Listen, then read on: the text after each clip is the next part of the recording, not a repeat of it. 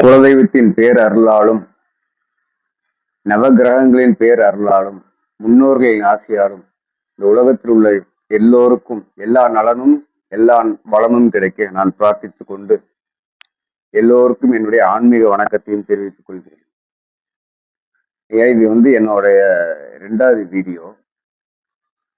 முதல் வீடியோல அதாவது கிரகங்களுடைய பெயர்ச்சியில அதோட கால நிர்ணயத்தை செய்யறதுல ஜோதிடர் ஒரு ஜோதிடருக்கு இன்னொரு ஜோதிடருக்கும் ஏகப்பட்ட முரண்பாடு வருது அப்படின்னு சொல்லி மக்கள் குழம்புறாங்க. இதை தீர்க்கறதுக்கு தான் இந்த வீடியோன்னு சொல்லியிருந்தேன். அதுக்காக நான் ஒரு 11 வீடியோ போட போறேன். 10 வீடியோல காரணங்களை சொல்லிடலாம், 11வது வீடியோல தீர்வு தரேன் அப்படின்னு சொல்லியிருந்தேன். நான் 40 பேர் தான் அனுப்பிச்சேன், ரொம்ப பேருக்கு அனுப்பல, 40 பேர் தான் அனுப்பிச்சேன். அனுப்பிச்சு ஒரு 3 நாள் நான் போட்டு இந்த வீடியோ போட்டு 3 நாள் தான் ஆகுது. கிட்டத்தட்ட 250 பேர் இதை பார்த்துருக்காங்க. அது இல்லாம ஒரு 50 பேர் சப்ஸ்கிரைப் பண்ணியிருக்காங்க. நிறைய பேர் கமெண்ட் கொடுத்துருக்காங்க, கேள்வியும் கேட்டிருக்காங்க. கேள்வி கேட்டதுலாம் உடனே பதில் சொல்லிட்டேன். கமெண்ட் கொடுத்தவங்களுக்குலாம் நன்றி சொல்லிட்டேன்.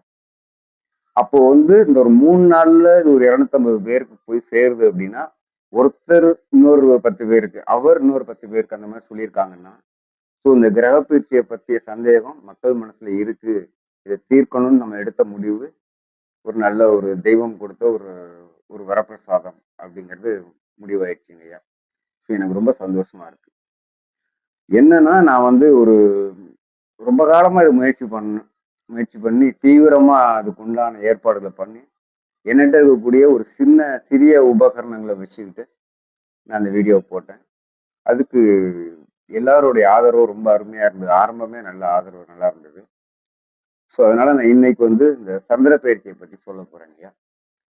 மொத்தம் ஒரு 9 கிரகம். 9 கிரகத்துல நான் ராகுகேதுக்கு தனித்தனி பயிற்சியா போட போறேன். அதுக்கு தனித்தனி வீடியோ. அப்போ 10 வீடியோ. 11வது வீடியோல இந்த குழப்பத்துக்கெல்லாம் ஒரு தீர்வு. என்ன பண்ணலாம்? வெறும் குழப்பம்னு சொன்னா பத்தாதுல்ல. அது கேள்வி கேட்டா பதில் தெரிஞ்சிருக்கணும். இல்ல பதில் தெரிஞ்சவங்கள்ட்ட தான் கேள்வி கேட்கணும். இது நான் போன வீடியோல சொன்ன வார்த்தை. திரும்பவும் சொல்லி ஒரு தடவை ஞாபகப்படுத்துறேன். அதனால அந்த தீர்வாக ஒரு 11வது வீடியோ போட போறேன். இப்ப இதுல பாத்தீங்கன்னா இந்த முன்னுரை வீடியோங்கிறத பார்க்காத சிலருக்கு, இந்த வீடியோவை தான் முத பாக்குறாங்கிறவங்களுக்கு நான் அந்த முன்னுரை வீடியோவில் சொன்னதை பத்தி ஒரு ரத்தன சுருக்கமா ஒரு சின்னதா ஒரு விளக்கம் கொடுத்துட்றேன்.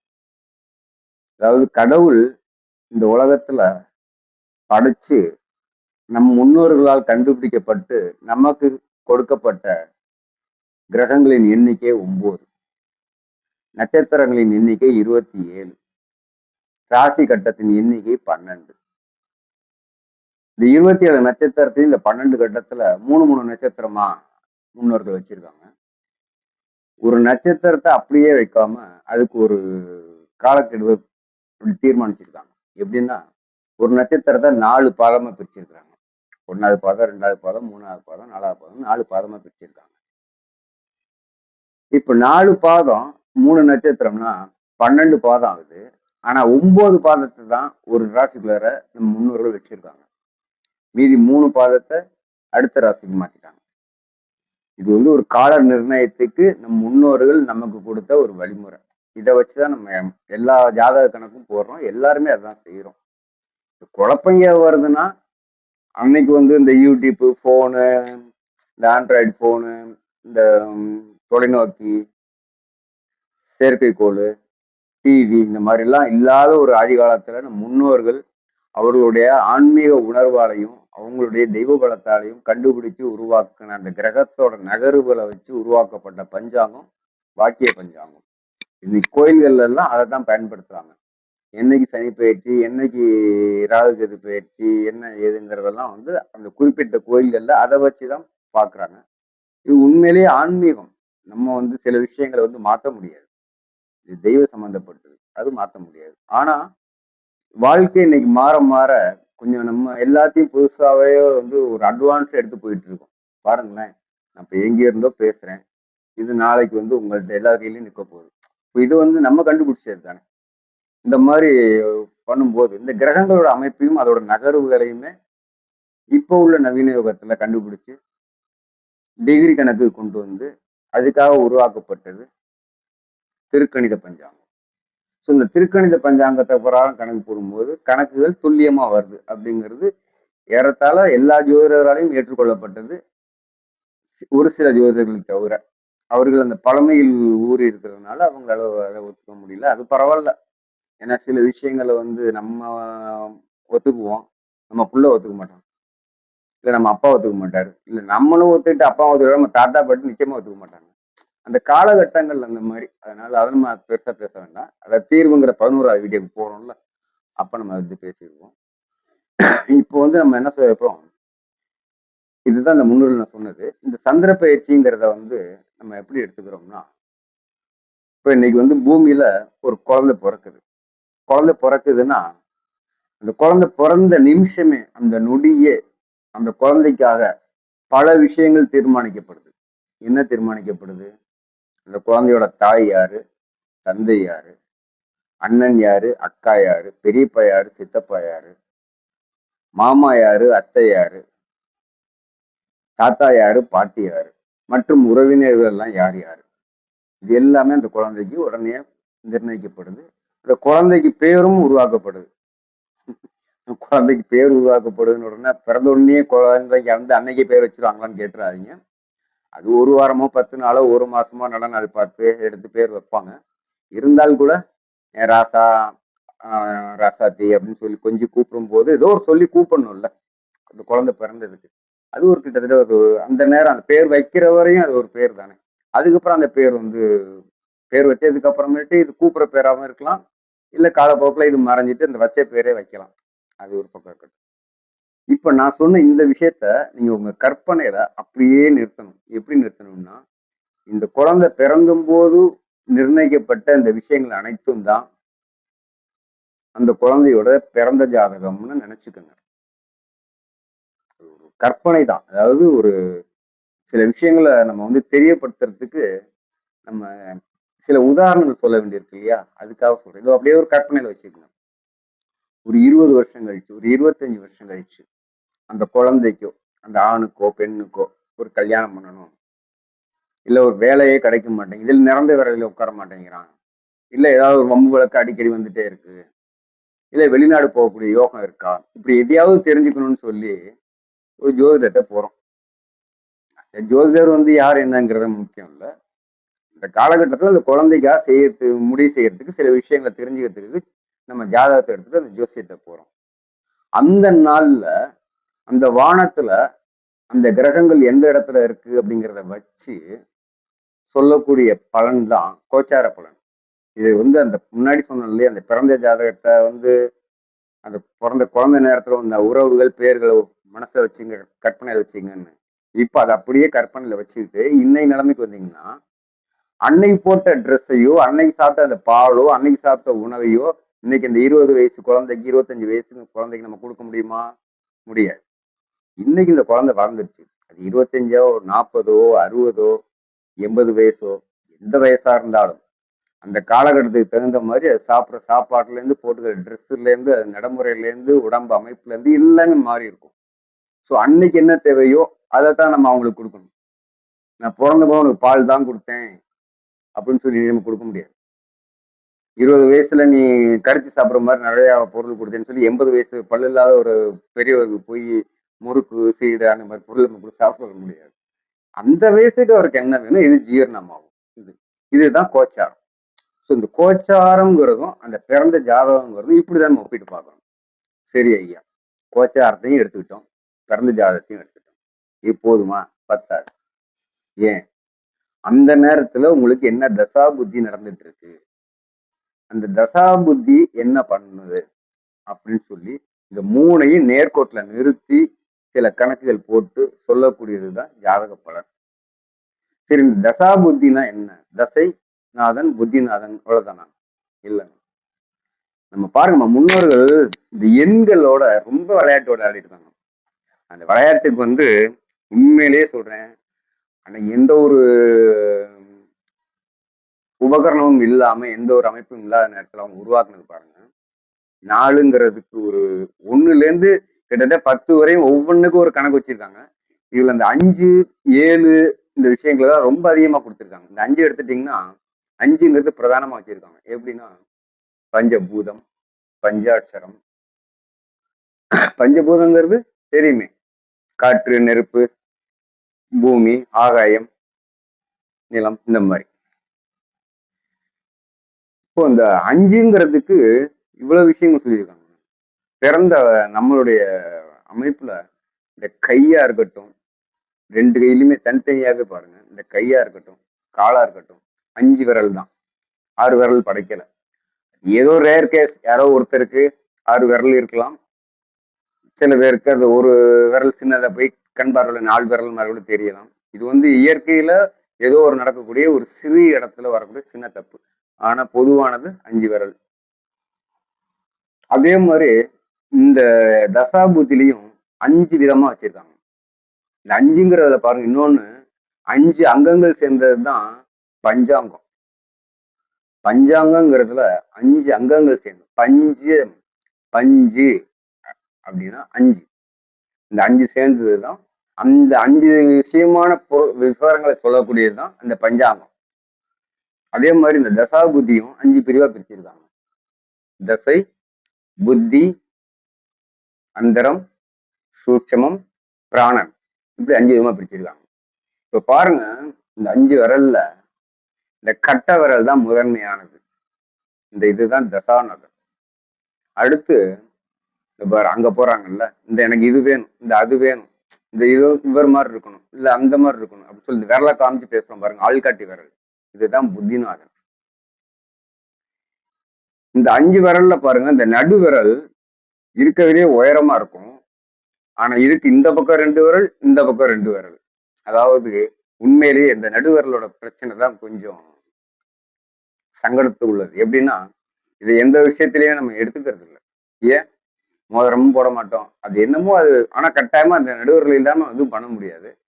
ஆனா அந்த நடுவர்களுக்கு மதிப்பு கொடுக்கறது இல்லை. காரணம் என்னன்னா, இந்த பக்கம் 2 விரல்ல சுபர்களா இருக்கலாம், இந்த 2 பக்கம் அசுபர்களா இருக்கலாம். இப்படி 2 பக்கத்திலயும் இடி வாங்கக்கூடிய மத்தளத்துக்கு ஒரு பக்கம் இடி, 2 பக்கம் இடி அப்படின்னு சொல்லுவாங்க இல்லையா, தவிழுக்கு 2 பக்கம் இடின்னு. அந்த மாதிரி 2 பக்கமும் 2 கிரகங்கள் இருந்துட்டு பண்றதுனால இந்த அந்தரம்ங்கிறது கொஞ்சம் கஷ்டப்பட்டு சமாளிச்சு நம்முடைய வாழ்க்கையை நடத்துறதுக்கு உண்டான வேலைகளை செய்யக்கூடிய இடம் இது. ரொம்ப கவனமா பார்க்கணும் இந்த இடத்த. ஏன்னா இது குறிப்பிட்ட காலங்கள் வந்து இதுக்குன்னு குறிக்கக்கூடிய காலங்கள் வந்து ரொம்ப கம்மி. சரி, 4வதா வருவோம், சூட்சமம், மோதிர விரல். இவங்க அந்த 3 பேரும் சேர்ந்து உருவாக்கி கொடுத்தத அப்படியே சந்தோஷமா செய்யக்கூடிய விரல் இந்த 4வது விரல், மோதிர விரல். 5வது கடைக்குட்டி, சுண்டி விரல். இது பாருங்க, அன்னைக்கு உங்களுக்கு என்ன நடக்க வேணுமோ அதை உடனே செஞ்சு தரக்கூடிய அமைப்பு இந்த பிராணன்கிறது. தசாபுத்திங்கிறது வருஷ கணக்கு. அதுல பிரிச்சது புத்திநாதன், அதோட காலக்கணம் கம்மி. அதுல இருந்து காலத்தை குறைச்சது அந்தரம், அதுல இருந்து காலத்தை குறைச்சது சூட்சமம், அதுல இருந்து காலத்தை குறைச்சு ரொம்ப நுணுக்கமா சொன்னது பிராணன். இதுல பாருங்க, ஒருத்தரை பார்த்து ஹாய் அப்படின்னு சொல்லி பாருங்களேன், இந்த கட்டவர்கள் முன்னால வரும், இப்படி போயிட்டு போயிட்டு வரும், எல்லா விரலும் ஒன்னா சேர்ந்து பேசும். அதே வணக்கம்னு சொல்லி பாருங்க, இந்த சுண்டி விரல், இந்த பிராணன் தான் முன்னாடி வந்து நிற்கும். யாருக்கு வணக்கம் சொல்ல போறோம்? நம்ம பெரியவங்களுக்கு, தெய்வத்துக்கு. அப்போ அன்னைக்கு நடக்கக்கூடிய, அன்னைக்கு தேவையான கோரிக்கையை, நம்மளுடைய வேண்டுதலை நிறைவேற்றக்கூடிய அமைப்புல முன்னால போய் நம்ம விஷயத்த சொல்லி செஞ்சு கொடுக்கக்கூடியது சுண்டி விரல். அதுதான் அந்த பிராணநாதன். இதுதாங்க கணக்கு. சரி, ரைட், ஓகே. இப்ப இதை 3ஐயும் நேர்கோட்டில் வச்சு பார்க்கணும். இதுதான் வந்து சந்திர பயிற்சியோட அமைப்பு. இதுல இன்னொரு விஷயம் முக்கியமா சொல்லணும் சந்திர பயிற்சியை பத்தி. எல்லாருமே சொல்றது, எல்லாருமே பயப்படுறது சந்திராஷ்டமம் இல்லையா? சந்திராஷ்டமம்னாலே உனக்கு இன்னைக்கு சந்திராஷ்டமம்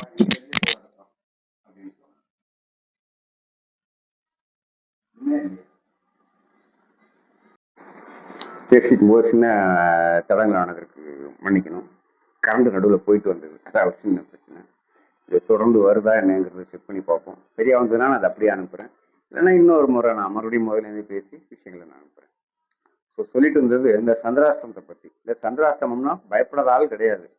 அவங்க பயப்படுறாங்களோ இல்லையோ, அவங்க குடும்பத்தில் உள்ளவங்க சொல்லுவாங்க, அப்பா உனக்கு இன்னைக்கு சந்திராஷ்டமப்பா, பார்த்து நடந்துக்க அப்படின்னு ஃபோன்ல இருந்தாலும் கொடுத்து ஞாபகப்படுத்துவாங்க. சந்திராஷ்டமம்னா பெரியவங்க என்ன சொல்லியிருக்காங்க, இன்னைக்குள்ள ஜோதிடர்கள் என்ன சொல்றாங்க, அது உண்மை இருக்கு. சும்மா வார்த்தையால சொல்லல, உண்மை இருக்கு. அந்த ஒரு 2 நாளுங்கிறது 3 நாள் கூட வச்சுக்கலாம், 3 நாள் முழுசா கூட வச்சுக்கலாம். உங்களுக்கு மறதி ஏற்படும், பணங்காசு தொலையும், காணாம போகும், ஃபோன் காணாம போகும், தேவையில்லாத கோபம் வரும். உங்களுடைய வார்த்தைகளை, உங்களுடைய எண்ணங்களை அடுத்தவங்க தப்பா புரிஞ்சுக்குவாங்க. நீ நல்லதே சொன்னால் கூட அவங்க தப்பா புரிஞ்சுக்குவாங்க. இந்த மாதிரி விஷயங்கள் நடக்குங்கிறது உண்மைதான். ஏன்னா மனக்காரகன் அந்த சந்திரன். ராசிக்கு 8வது இடத்துக்கு வர்றது தான் சந்திராஷ்டமம்னு சொல்லுவோம். ஸோ 8ல வந்து அவர் மறையும் போது இந்த மாதிரி விஷயங்களை கொடுப்பாரு அப்படிங்கிறது உண்மைதான்.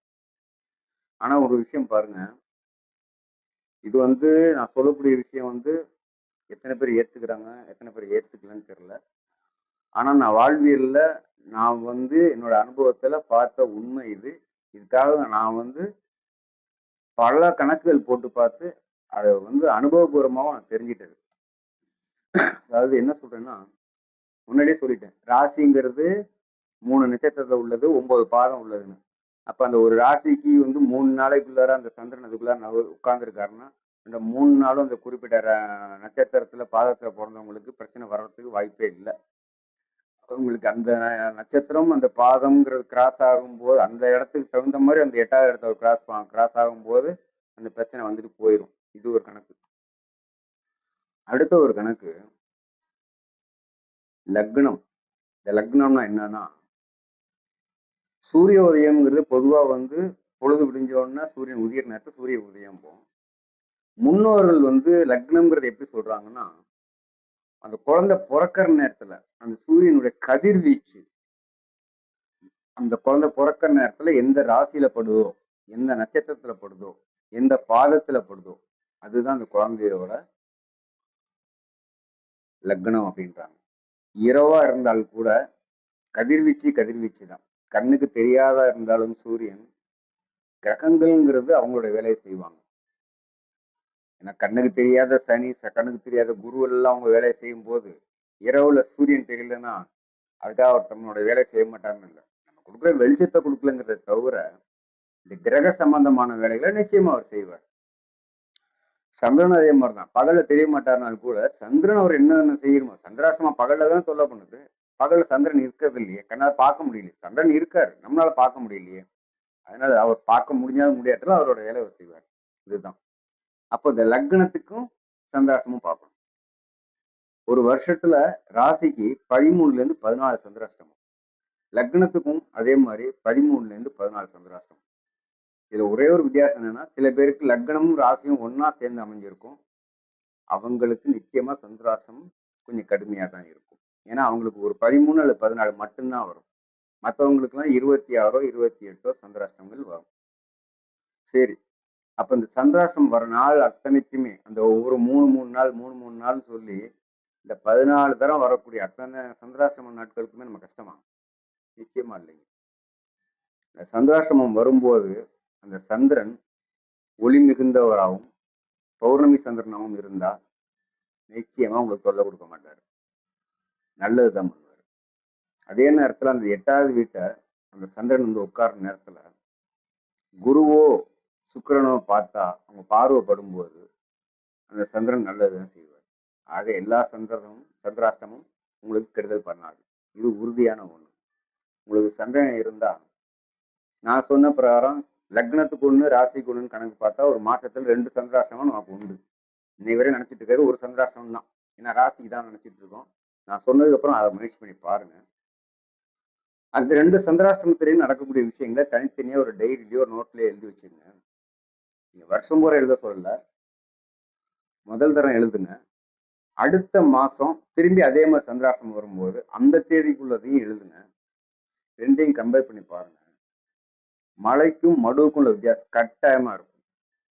அதுல பாருங்க, லக்னத்துக்கு உண்டான சந்திராஷ்டமத்துக்கும் ராசிக்கு உண்டான சந்திராஷ்டமத்துக்கும் ஏகப்பட்ட வித்தியாசம் இருக்கும். கஷ்டங்கிறது வரணும்னா நிச்சயமா லக்னத்துல உள்ளது கொடுத்துருக்கும், ராசியில உள்ளது அந்த அளவுக்கு கொடுத்துருக்காரு. இதுல என்னன்னா பயத்திலேயே நம்ம தவறுகள் பண்ணுவோம். அதுக்கு சந்திராஷ்டமம் காரணம் இல்லை, மனோகாரகன் இங்க எண்ணத்திலேயே பதிஞ்சிருக்கு. சந்திராஷ்டமம்னா தப்பு தான் அப்படின்னு. அதனால இதை ஒரு தடவை செஞ்சு பாருங்க. இது மட்டும் இல்லைங்க, இப்போ சந்திரனோட குரு இருந்தா கஜகேசரி யோகம், சந்திரனோட செவ்வாய் இருந்தா அதுக்கு ஒரு யோகம், சுக்கிரன் இருந்தா அதுக்கு ஒரு யோகம்னு சொல்லி நிறைய யோகங்கள் இருக்கு. யோகங்களும் இதே மாதிரிதான். ராசிக்கு பார்க்க கூடாது, லக்னத்துக்கு தான் பார்க்கணும். அது தசாபுத்தியோட கம்பேர் பண்ணி பார்க்கும்போது அந்த யோகத்துக்கு உண்டான தசை புத்தி அந்தரம் சூட்சமம் பிராணம் நடக்கும்போது நிச்சயமாக நல்லது நடக்கும். அதில் மாற்றம் இல்லை. அது ஒரு நாளா, ஒரு வாரமா, ஒரு மாசமா, ஒரு வருஷமா, இல்லை அந்த 7 வருஷமாங்கிறது அந்த தசாநாதனோட காலக்கெடுவும் அது நம்மளை பார்த்துட்டு இருக்கிற நேரத்தையும் பொறுத்தது. அப்புறம் இவ்வளவு நேரம் இந்த வீடியோவை ரொம்ப நேரம் நீங்க பார்த்துட்டு இருந்ததுக்கு ரொம்ப நன்றி.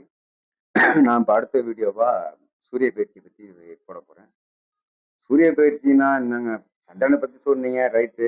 பிறந்த ஜாதகம் அதனால தெரிஞ்சுக்கணும், முழுசா பார்க்கணும்னு சொன்னீங்க. சூரியன் பயிற்சிங்கிறது என்ன, அதில் ஒன்றும் பெரிய விஷயமே இல்லை அப்படின்னு நினைக்கிறவங்களுக்கு நான் ஒரே ஒரு சின்னதா ஒரு விஷயத்த மட்டும் முன்னாடி சொல்லிடுறேன். மறுபடியும் நம்ம தெய்வங்களையும் முன்னோர்களையும் தான் கூப்பிடணும். இன்னைக்கு சித்திரையில ஆரம்பிச்சு பங்குனி மாசம் வரையும் மாசம் வந்து 12ன்றோம். இந்த 12 மாசத்தையும் இது எந்த மாசம் தீர்மானிக்கிறது இந்த சூரியன் தான். அதை கூட தட்சிணாயனம் உத்தராயணம் சொல்லி 6 மாசமா பிரிச்சு பேசுறோம். இந்த 6 மாசமா பிரிச்சு பேசுறதுக்கு காரணம் இந்த சூரியன் தான். சூரியன் பயிற்சி ஆனார்னா, ஒரு ராசி விட்டு ஒரு ராசி மாறினாருன்னா, மாசம் ஒண்ணு முடிஞ்சு அடுத்த மாசம் பிறந்துருச்சுன்னு அர்த்தம். தமிழ் மாசம் இதை கணக்குல வச்சுக்கணும். இதை பத்தி நம்ம சூரிய பயிற்சியில நிறைய பேசலாம். அதுல ஏகப்பட்ட விஷயங்கள் இருக்கு. அப்ப நம்ம பேசுவோம். அப்புறம் நீங்க வந்து பொதுவா வந்து இந்த நிறைய பேருக்கு பழக்கம் இருக்கும். காலம்பரை வந்து எழுந்திரிச்ச உடனே இந்த குட் மார்னிங் சொல்லி வாட்ஸ்அப்லயோ இல்லை ஷேர் சாட்லயோ எல்லாருக்கும் விஷயங்கள் பகிர்ந்துக்குவீங்க. இந்த வீடியோவையும் கொஞ்சம் அதே மாதிரி உங்களுடைய உறவினர்களுக்கும் நண்பர்களுக்கும் அந்த காலையில் இந்த ஷேர் சாட் பதிகிற நேரத்திலேயே இதையும் அவங்களுக்கு தெரியப்படுத்துங்க. கூடிய மட்டும் இந்த வீடியோவை ஸ்கிப் பண்ணாமல் பாருங்கள். இதுவரையும் பார்த்த அனைவருக்கும் நன்றி. இனிமேல் பார்க்க போகிற அத்தனை பேருக்கும் நன்றி மற்றும் வாழ்த்துக்கள். நன்றி, வணக்கம்.